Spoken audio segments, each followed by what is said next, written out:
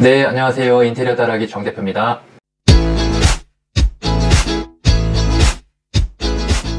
철거가 가능한 벽, 철거가 불가능한 벽, 내력벽인지 비내력벽인지 구분하는 방법 설명드리겠습니다.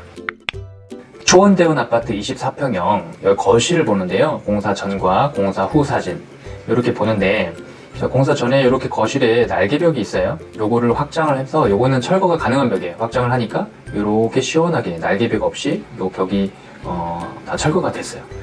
공사 전 왼쪽 오른쪽 벽 보면은 여기 이렇게 날개가 있는데, 날개벽이 있는데 날개벽이 공사 후에는 사라져서 이렇게 조금 에어컨이 훨씬 더 뒤로 들어갔네요. 좀 더 넓어졌죠. 왼쪽 면도 보면은 이렇게 공사 전에 이렇게 날개가 있는데 여기 날개벽이 철거가 돼서 이렇게 시원하게 커졌어요. 전면에서 보면은 이렇게 양쪽에 날개벽을 철거를 해서 이렇게 시원하게 확장이 됐습니다. 철거할 수 없는 비내력벽 같은 경우 예를 한번 들어볼게요. 자, 여기인데 여기는 지금 공사 전에 이렇게 지금 날개벽이 있어요. 여기도. 근데 공사 후에 확장을 했는데 날개벽이 그대로 남아있죠. 이렇게. 물론 확장을 해서 공간이 조금 더 시원해지고 더 넓어지긴 했으나, 이 날개벽을 철거를 할 수 있는 비내력벽이었다면 훨씬 더 공간은 시원한 개방감이 더 극대화됐겠죠. 조금 아쉽습니다. 자, 이처럼 우리가 이게 내력벽인지 비내력벽인지 알 수 있어야 이거를 철거를 가능할까 불가능할까 우리가 예측할 수 있거든요. 그만큼 중요한 내용입니다. 자, 이 구분하는 방법 어렵지 않고요. 간단하게 좀 쉽게 설명드려 볼게요. 먼저 이제 건축물의 구조에 관련해서 조금 약간의 이해가 필요한데요. 구조에는 여러 가지가 있어요. 목구조, 석구조, 조적구조, 철근 콘크리트 구조, 철골 구조, 그 다음에 경량 스틸 구조, 이렇게 대표적으로 쭉 구조들이 있는데, 우리가 공동주택, 다시 말해서 이렇게 아파트의 경우에는 거의 다 철근 콘크리트 구조다 생각하시면 됩니다. 이런 구조가 철근 콘크리트 구조예요. 철근과 콘크리트가 만나서 굉장히 큰 힘을 받아도 튼튼한 그런 어떤 구조를 갖게 되는 그 특징 때문에 고층의 건물에서는 거의 철근 콘크리트 구조를 쓰고 있습니다.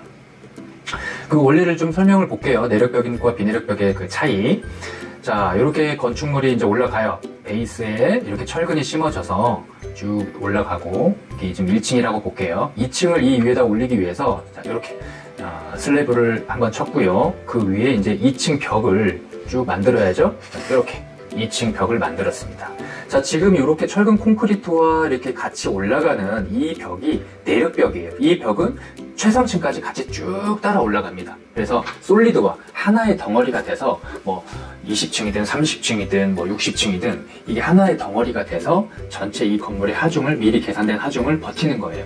자, 이 버티는 거 외에 이 내부에도 공간에 셀을 나누거나 예를 들어서 가림막을 한다거나 아니면 방을 하나 만든다던가 이런 방법, 이런 어떤 설계들이 있을 거잖아요. 자, 이럴 때는 이렇게 아까 그 구조를, 자, 요거를 확대를 해보면 방 하나를 만들었다, 방 2를 만들었다 그랬을 때 이런 기존의 내력벽들은 쭉 천정까지 타고 올라가겠지만은 그거와 별도로 이렇게 끊어져서 내가 필요한 내부의 어떤 그냥 공간의 디바이딩에 필요한 어떤 그런 벽들을 나누는데, 벽돌이 될 수도 있고요.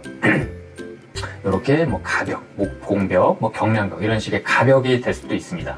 자, 이런 벽들은 비내력벽이라고 하는 거고요. 이렇게 철근이 쭉 이렇게 연결이 돼서 올라가는 벽을 내력벽이라고 해요.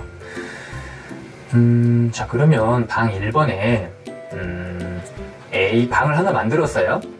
A벽, B벽, C벽, D벽 이렇게 있는데, 자, 방 1번을 조금 이쪽으로 확장을 하고 싶어. 그래서 D벽을 허물고 싶어. 가능할까요? 예, 가능하죠. 조적벽이니까 건물의 하중에 영향을 주지 않으니까. 자, A벽을 허물어서 이쪽 공간과 합하고 싶어. 가능할까요? 네, 이 벽은 안 되는 거죠. 이 벽은 내력벽이니까.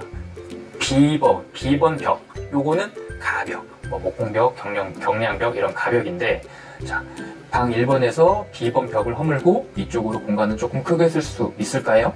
네, 네, 있습니다. 이 벽은. A벽과 C벽은 내력벽이기 때문에 허물 수가 없는 벽. 그 다음에 B벽과 D벽은 비내력벽이기 때문에 허물 수가 있는 벽. 자, 이 개념으로 이해하시면 되게 쉬워요. 자, 그래서 이 도면을 이 구조를 도면으로 어떻게 표현하는지만 여러분들이 판단하시면 되시거든요. 여러분들이 이렇게 조금 간단히 아시면 되시거든요. 자, 그랬을 때 이제 A, B, C, D 벽을 이렇게 평면으로 옮겼을 때는 자, 이렇게 요런 어떤 철근 콘크리트 구조의 내력벽들은 표기가 이렇게 조금 이런 빗금이나 이런 게 듬성듬성 있는 경우가 있고 없는 경우도 있고 그래요. 그리고 중요한 건 이게 하나의 솔리드와 이게 하나의 덩어리로 표현이 된다. 이렇게 나눔이 없어요. 이 장벽에서 이쪽 벽으로 이렇게 나올 때 선의 끊어짐이나 이런 게 없이 하나의 객체화돼 있다. 이렇게 생각하시면 되시고요. 자, 우리 D벽, 아까 D벽을 허물고 가고 싶어요. 이건 조적벽이죠. 이 D벽은 이렇게 빗금을 주로 많이 쳐요. 물론 건축 도면 표기에 조금 차이는 있을 수 있으나 대략적으로 이렇게 많이 표기를 해요. 그래서 D벽 같은 경우, 조적벽 같은 경우는 이렇게 해치, 이렇게 빗금을 많이 이렇게 쳐서 다른 어떤 내력벽과 좀 차이를 둬요. 보기 쉽게. 자, B벽은 여기서 B벽은 건식벽인데 얘가 조금 내력벽과 비내력벽의 그 차이가 조금 도면상 보기가 어려울 수 있거든요. A 내력벽은 이렇게 조금 다 이렇게 그냥 밝게 표기가 되는 경우가 대부분이기 때문에 B벽도 이 가벽도 좀 밝게 표기가 되는데 이런 때는 어떻게 구분을 하느냐, 이 주 건물의 내력벽에서 이렇게 단이 나눠져요. 라인이 이렇게 라인이 나눠지거나 이 내력벽보다 굵기가 조금 두께가 조금 더 슬림하거나 이런 경우에 이거 이제 비내력벽으로 보통 표현을 한다, 이렇게 보시면 될 것 같습니다. 자, 실전으로 한번 볼게요.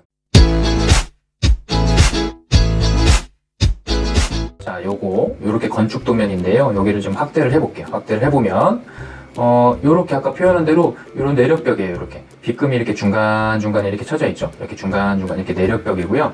자, 요 날개벽은 이렇게 솔리드화 돼 있죠. 한 덩어리로 돼 있죠. 그리고 그래서 얘는 철거할 수 없는 내력벽이다. 이렇게 보시면 되세요. 그래서 이 거실과 거실 발코니를 확장했을 때 이 날개벽은 그대로 남아 있어야 되는 거예요.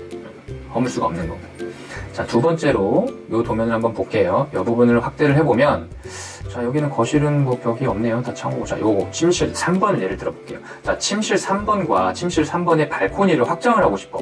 자, 근데 이렇게 빗금 쳐져 있는 날개벽이 있네요. 이 벽은 허물 수 있는 비내력벽, 벽돌 구조라는 거예요. 요거는 허물어서 이렇게 길게 공간을 시원하게 쓸 수가 있다. 이렇게 이해를 하시면 쉽습니다.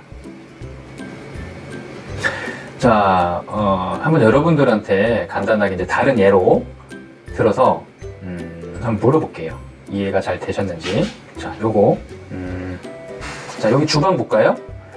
요런 게 지금 내력벽일 테고요. 자, 여기 주방에 이렇게 날개벽이 있네요. 이렇게. 자, 요거 허물 수 있는 내력벽일까요?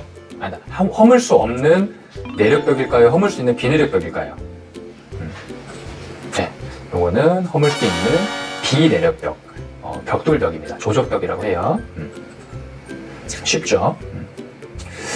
자, 다른 도면, 건축 도면, 이런 여러 가지 이제 건축 도면이 다 똑같이 표기되지는 않고요. 몇 번의 패턴을 보면은 이제는 이제 이게 이렇게 되는 거구나. 이제 어떤 다른 패턴이 나와도 여러분들이 아실 수가 있어요. 그러니까 건축 도면을 작성할 때 법례라고, 이거는 이렇게 표기된 거는 내력벽으로 하겠습니다. 이렇게 표기한 거는 뭐 조적벽으로 하겠습니다. 이런 식으로 패턴의 표기는 뭐 가벽으로 하겠습니다. 이렇게 이제 법례가 있는데 그게 조금 비슷비슷해요. 대다수.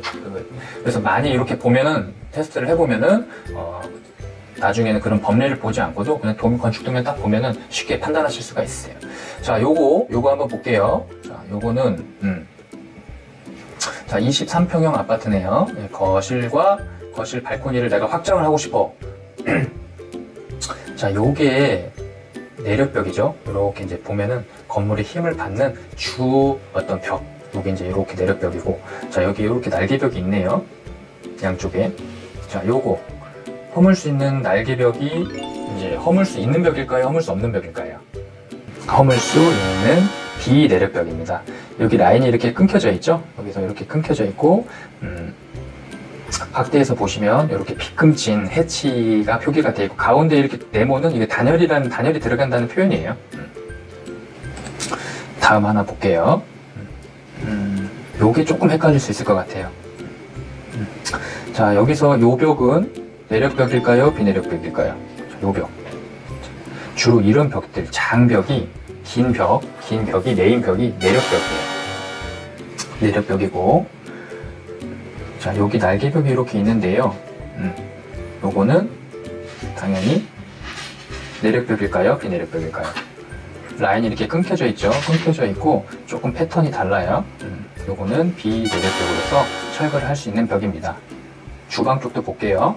이렇게 여기 내력벽이고, 요렇게 여기 조그만하게 있는 요거는 가벽, 비내력벽.